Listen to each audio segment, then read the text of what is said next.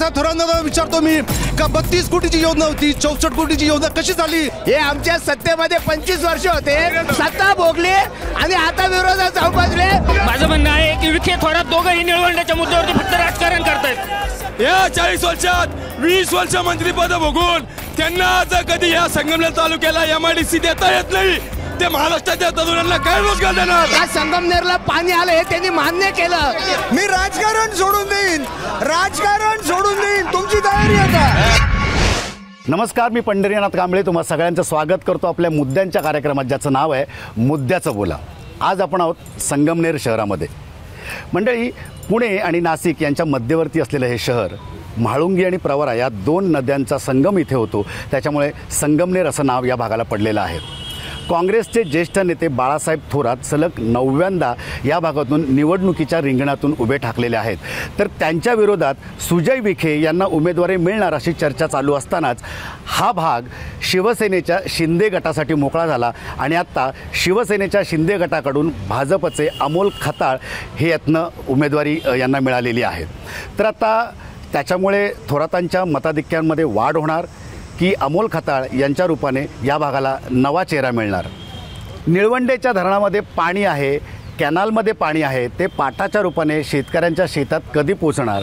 आणि महिलांवरनं जे आक्षेपार्ह विधानं झालेली आहेत, त्याच्यावरनं झालेले जे वाद आहेत, तो वाद शमवून इथे शांतता नांदणार का? बघूयात आणि विचारूयात मुद्दे काय आहेत. सुरू करूयात मुद्द्याचं बोला. साहेब नमस्कार. काय इथले मुद्दे आहेत? काय विकास व्हायला हवा आहे? काय विकास झालेला आहे? या ठिकाणी निळवंड्याच्या नावाने गाजर दाखवलं गेली. या ठिकाणी इंग्रजांनी 16 वर्षात भंडारदरा डॅम बांधलं होतं. गेली 55 वर्ष झाली या ठिकाणी निळवंड्याच्या नावाचा गाजर या ठिकाणी प्रस्थापितांनी दाखवलेला आहे आणि दोन्ही नेते या ठिकाणी त्याचा श्रेय घेण्याचा प्रयत्न करीत आहे.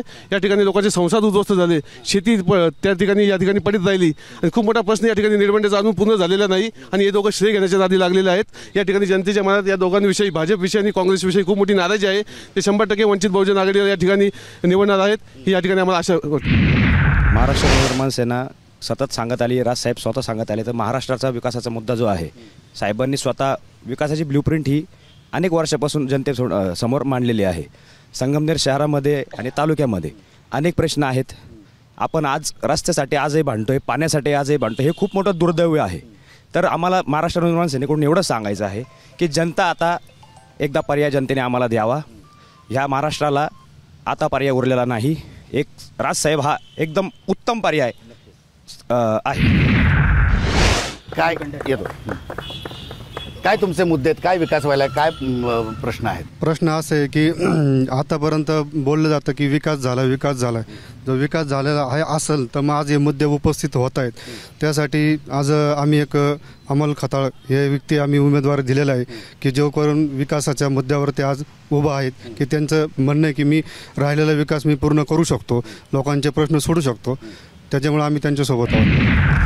इथं जो काही विकास आज दिसतोय या खोऱ्यात, तो जे पूर्वासुरीचे दुर्वे नाना असतील, कॉम्रेड दत्ता देशमुख असतील, खताळ पाटील असतील आणि स्वर्गीय भाऊसाहेब थोरातांनी ज्या संस्था चालवल्या त्या माध्यमातून जरी झालं असलं तर नंतरच्या 40 वर्षात जे सध्या राज्य करतायत त्या लोकांनी शिक्षण, आरोग्य, रोजगार, शेती या दृष्टीनं विशेष असं काहीच केलेलं नाही. हे सर्वात महत्त्वाचे मुद्दे आहेत.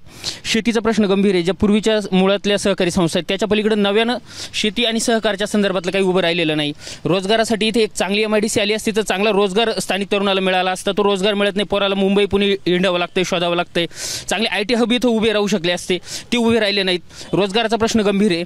शेतीच्या संदर्भातलं मी तुम्हाला सांगितलं, इथं फार्मर प्रोड्युसर कंपन्या तयार करता आल्या ज्या लोकांच्या मालकीच्या आहेत, त्यातनं इथं मोठ्या प्रमाणावर भाजीपाल्याचं उत्पादन होतं. तो थेट महानगरांमध्ये पोहोचवता आला असता. मधली दलाली थांबून शेतकऱ्याला 2 पैसे जास्त मिळवून देता आले असते.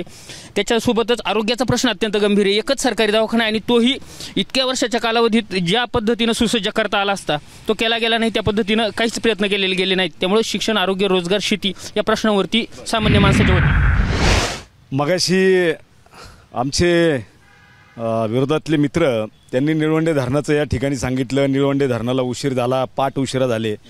या ठिकाणी महाराष्ट्रातल्या जनतेला आम्ही सगळे सांगू इच्छितो की 1985 साली आदरणीय साहेबांची या ठिकाणी या मतदारसंघातल्या जनतेनं त्यांना निवडून दिलं. निवडून दिल्यानंतर 1995 पासून निळवंडे धरणाला खरी सुरुवात झाली. 1995 साली साहेबांना त्या ठिकाणी राज्यमंत्रीपद पाटबंधारे खात्याचं मिळालं आणि खरी सुरुवात 1995 पासून झाली. आणि त्यानंतर सुद्धा 1995च्या नंतर सातत्यानं त्या ठिकाणचं शेतकऱ्यांचं पुनर्वसन असेल, त्या ठिकाणच्या निळवंडे धरणाची उभारणी असेल, पाटाची कामं असतील, ही सगळी कामं 2023पर्यंत पूर्ण झाली. 15 ते 20 वर्षात हे धरण पूर्ण झालं. मला सांगा, एखाद्या कुटुंबाचा विकास जरी व्हायचा असेल, त्या कुटुंबाला प्रगती जीवनामध्ये करायची असेल तर एक पिढीला खपावं लागतं. इथं 25 ते 30 वर्षामध्ये निळवंडे धरण पूर्ण पण केलं, आदर्श तिथल्या विस्थापितांचं आदर्श पुनर्वसन पण केलं, निळवंड्याचे पाठ पण केलं. आणि हे करण्यासाठी मला सांगायला विशेष अभिमान वाटेल, हे करण्यासाठी आदरणीय साहेबांनी स्वतःची 5 एकर जमीन निळवंड्यातल्या जे विस्थापित शेतकरी आहेत त्यांना दिलेली आहे. सर्वात महत्त्वाचं आहे तुमच्या माध्यमातून मी थेट बाळासाहेब थोरातांना प्रश्न विचारतो. तुमच्या माध्यमातून एक मिनिट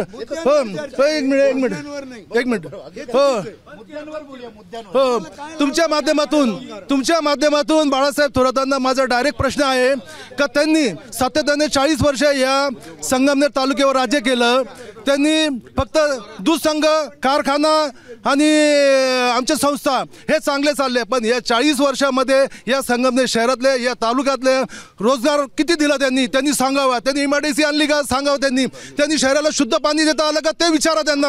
आणि निळवंडे धरणापासून जी संगमनेरला पाईपलाईन आलेली आहे, थेट बाळासाहेब थोरातांना विचारतो मी का 32 कोटीची योजना होती, 64 कोटीची योजना कशी झाली, कोणत्या ठेकेदाराला किती मलिदा दिला. आणि या तालुक्यामध्ये जेवढे टेंडर गेले, जल जीवन मिशन मध्ये केंद्र शासनाचे 700 कोटी रुपये आले, ते 700 कोटी टेंडर कोणी घेतले? यांच्या भावाने यांनी घेतले. यांचे खरं तर 1970 साली म्हाळादेवी, निळवंडे 1, निळवंडे 2 अशा प्रकल्पांच्या वेगवेगळ्या मंजुऱ्या घेतल्या गेल्या. गेल्या 33 वर्ष आणि हे 25 वर्ष अशा 55 वर्षाच्या कालखंडामध्ये काँग्रेसच्या सरकारने फक्त 700-800 40 वर्ष राज्य केलं आणि फक्त 700-800 कोटी रुपये दिले. परंतु भारतीय जनता पार्टीच्या सरकारने 7,97,00,000 धरण 5,177 कोटीवरती सुप्रमा गेली आणि सगळ्यात जास्त निधी भारतीय जनता पार्टी आणि मित्रपक्षांच्या सरकारने दिला. त्याचबरोबर आज देखील यंदा देखील नाबार्डच्या माध्यमातून 800 कोटी रुपयाचा निधी माननीय राधाकृष्ण विखे पाटील साहेबांनी मंजूर केला आहे. त्याचबरोबर या ठिकाणचे जे काँग्रेसचे मिनिस्टर होते त्यांनी सातत्यानं सांगितलं की तुमचे नेते त्यावेळेस काँग्रेसमध्ये होते, ते सुद्धा याला कारणीभूत असं तुम्ही जर बोलता तर तुम्ही सुद्धा त्याला कारणीभूत आहे. आकडेवर बोलतो हे बघा, सगळ्यांना एक चॅलेंजवर बोलतो बाळासाहेबाला. तुम्हाला सांगतो मी, ध्यानात ठेवा, बाळासाहेबांची सत्ता किती वर्ष भोगली? 40 वर्ष. पैसे किती 40 वर्ष दिले? 679 कोटी. ऐका 679 कोटी 38,75,000 दिले. आणि भाजप शिवसेनेनं 10 वर्षात घेतलेले 710 कोटी 38,49,000 दिले. म्हणजे मला सांगा, या माणसाने 40 वर्ष सत्ता बघून हे बघा, नंतर बोला तुम्ही, 40 वर्ष सत्ता बघून 13 कोटी 89 लाख टोटल खर्च झाला. म्हणजे 40 वर्ष सत्ता बघून सुद्धा 40 वर्ष 31 कोटी 29,64,000 जास्त दिले 10 वर्षात. यांनी जे सांगितलं आता हे जे जावेद भाई जागीरदार आहेत, हे आमच्या सत्तेमध्ये 25 वर्ष होते आणि सत्ता भोगली आणि आता विरोधात जाऊन बसले. प्रत्येकाने यांची या त्या ठिकाणी ठरवलं. माझा प्रश्न आहे, फक्त ऐकून घ्या, युवकांचा प्रश्न आहे आणि ओपन प्रश्न आहे. जर बाळासाहेब थोरातांनी 40 वर्ष सत्ता भोगून 20 वर्ष मंत्रीपद भोगून जर त्यांना निळवंडे धरण पूर्ण करायला 40 वर्ष लागत असेल तर हे काय गावाचा विकास करणार? दुसरी गोष्ट विकासाचा दुसरी गोष्ट या 40 वर्षात 20 वर्ष मंत्रीपद भोगून त्यांना जर कधी या संगमनेर तालुक्याला MIDC देता येत नाही, ते महाराष्ट्राच्या तरुणांना काय रोजगार देणार? हे बा भाजपचं कट कारस्थान बघा. पालकमंत्री या जिल्ह्याचे भाजपचे झाल्यानंतर बघा यांनी काय केलेलं आहे. 10% अनुज्ञेय पाण्याचं वाटप या आमच्या संगमनेर तालुक्यातल्या ज्या गावांना करण्यात आलेलं होतं तो निर्णय यांनी रद्द केला. हा पुरावा आहे. आणि यांचं नाव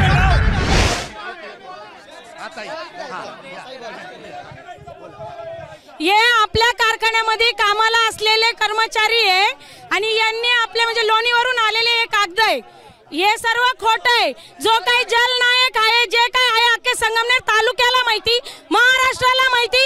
आणि विधानसभेमध्ये साहेबांनी दरवेळेस भाजपावरती साहेबांनी दरवेळेस आक्षेप केलेला आहे. साहेबांनी दरवेळेस निळवंडेचं काम हे विधानसभेमध्ये पण प्रश्न बरोबर आहे.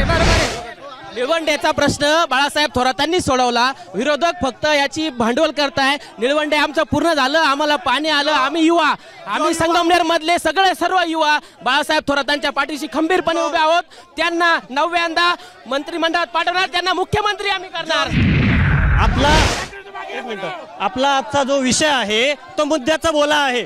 सन्माननीय राजसाहेब ठाकरेंनी स्वबळाची भूमिका का दिली? मला संगमनेरमध्ये 40 वर्षाचा विकास सांगायचा आहे. संगमनेरमध्ये आतापर्यंत रस्त्यात खड्डे का खड्ड्यात रस्ते, हा माझा पहिला मुद्दा आहे. दुसरा मुद्दा माझा आहे, आजपर्यंत MIDC झालेलं नाही.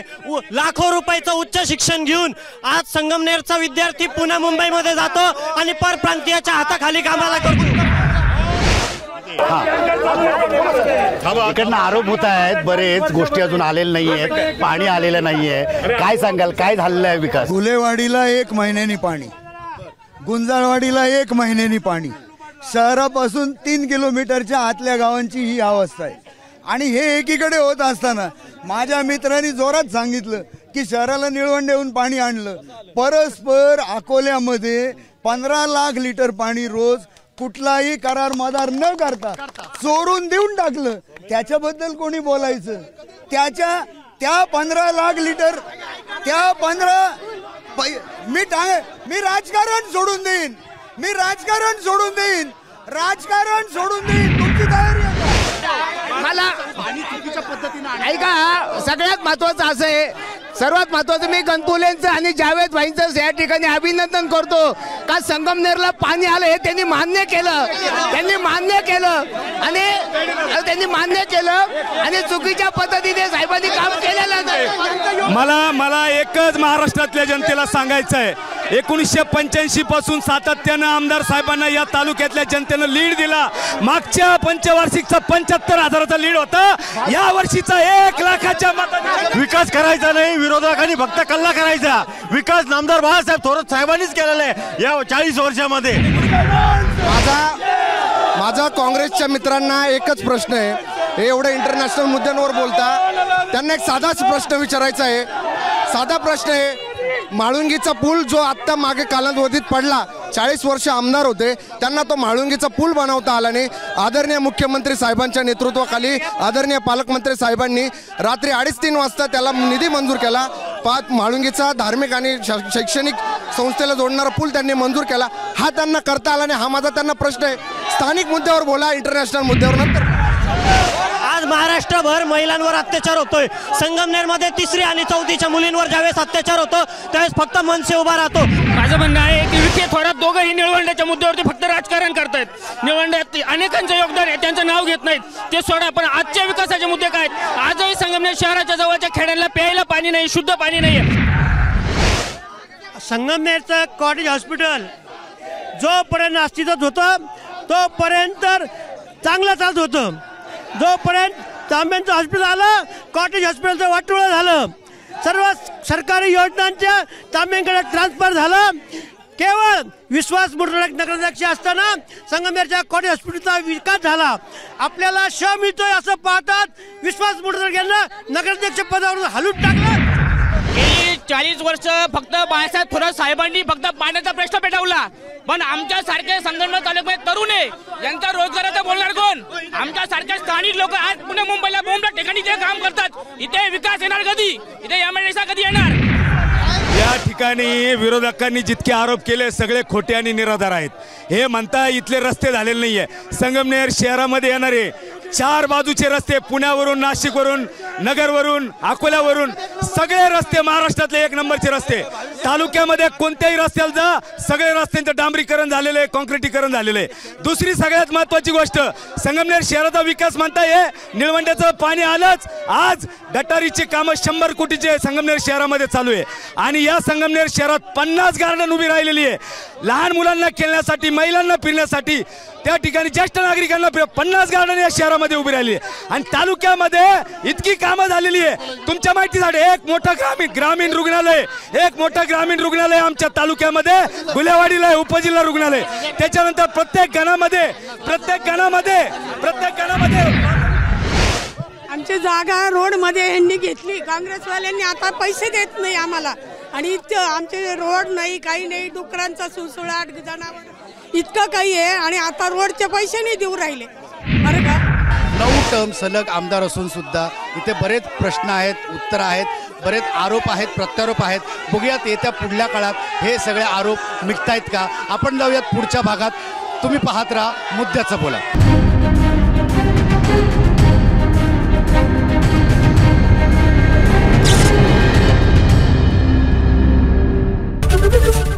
एबीपी माझा, उघडा डोळे बघा नीट.